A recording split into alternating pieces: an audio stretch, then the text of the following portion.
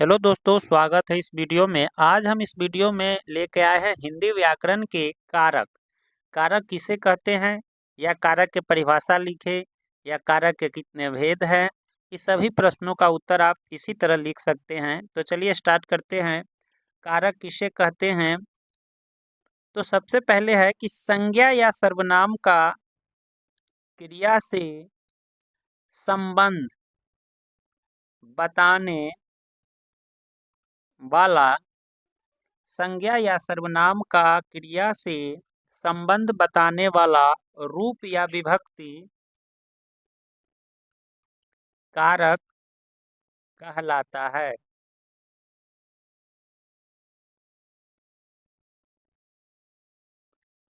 कारक के 8 भेद है। अगर आपसे पूछेगा कारक किसे कहते हैं, तो ये परिभाषा लिखेंगे। आप पूछेंगे कारक के कितने भेद है, तो कारक के 8 भेद हैं। पहला, कर्ता कारक। कर्ता कारक किसे कहेंगे, क्रिया को करने वाला, क्रिया को करने वाला यानी क्रिया मतलब होता है काम, काम को करने वाला कर्ता कारक कहलाता है।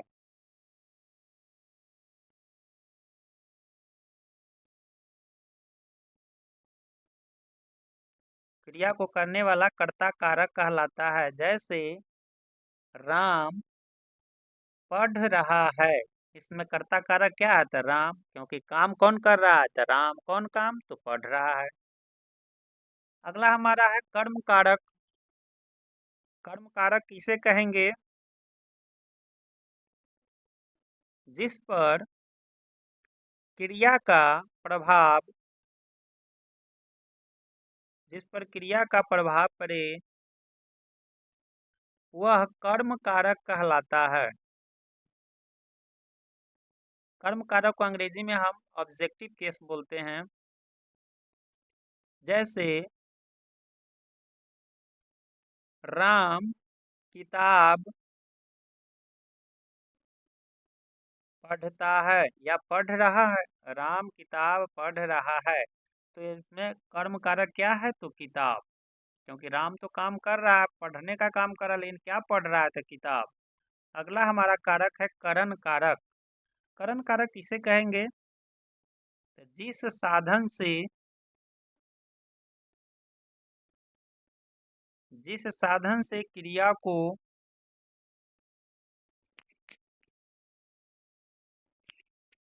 जिस साधन से क्रिया को किया जाए वह करण कारक कहलाता है।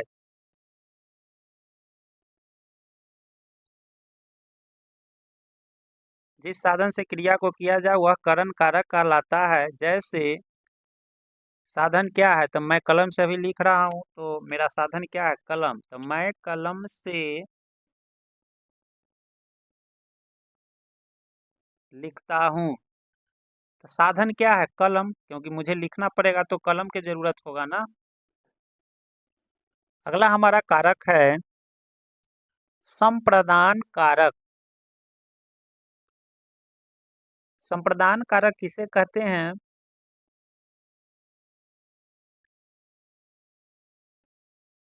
जिसके लिए,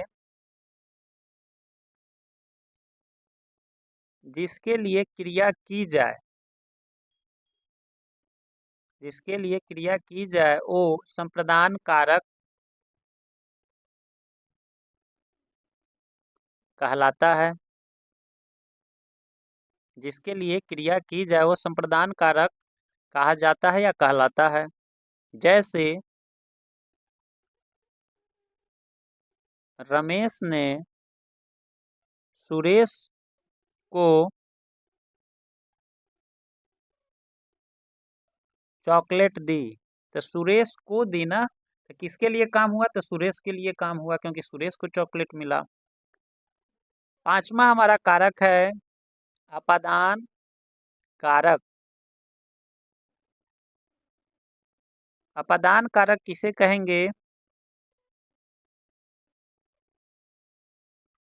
जिससे अलग होने का भाव हो, जिससे अलग होने का भाव हो उसे क्या कहेंगे? तो अपादान कारक कहेंगे। जैसे मैं बस से उतर गया, तो हमारा रिलेशन बस से टूट गया, क्योंकि मैं बस से क्या हो गए? अलग हो गए। बस से उतर गया यानी बस से हमारा रिलेशन अलग हो गया, इसलिए अपादान कारक है से, बस से। आगे पेड़ से पत्ते गिरते हैं, तो पेड़ से पत्ता का क्या हुआ? रिलेशन टूट गया। तो जहाँ रिलेशन टूटे या अलग होने का भाव हो वो अपादान कारक कहलाता है। अगला हमारा कारक है अधिकरण कारक। अधिकरण कारक किसे कहेंगे? क्रिया का होने का समय या क्रिया का होने का समय या स्थान अधिकरण कारक कहलाता है। का होने का समय या स्थान अगर पता चलता है तो हम क्या कहेंगे? अधिकरण कारक को कहलाता है। जैसे मैं बस में बैठ गया, तो मेरा बस से रिलेशन हो गया, क्योंकि मैं तो बस में बैठ गया, तो मैं क्या है? अधिकरण कारक है। अगला है कि मैं सुबह में टहलता हूँ। मैं सुबह में टहलता हूँ, मैं क्रिया करता हूँ टहलने का, लेकिन किस समय? तो सुबह में। तो समय का पता चला। और मैं बस में बैठ गया तो स्थान का पता चला। तो जिसमें समय और स्थान का पता चले अधिकरण कारक कहलाता है। अगला हमारा है संबंध कारक। संबंध कारक किसे कहेंगे? किसी एक संज्ञा या सर्वनाम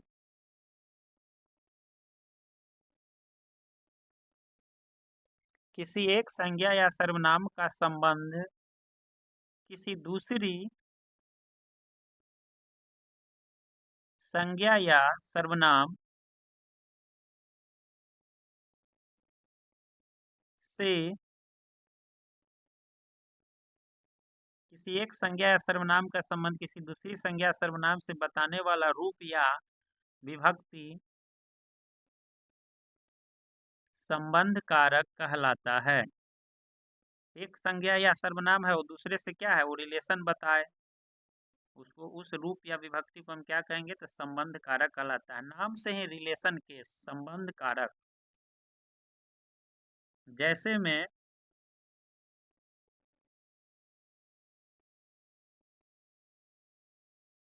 यह राम का घर है।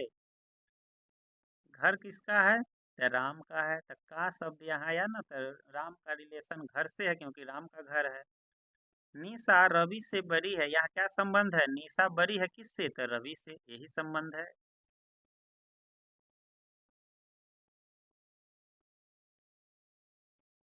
संबोधन कारक किसे कहेंगे?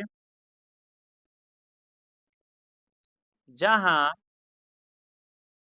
पुकारने का बोध हो, जहाँ पुकारने का बोध हो उसे क्या कहेंगे? तो संबोधन कारक कहेंगे। जैसे अरे हे राम सुनो, अरे हे राम सुनो, हे ईश्वर, ये सब पुकार है, पुकार वाले बोध होता है, तो ये क्या है? संबंध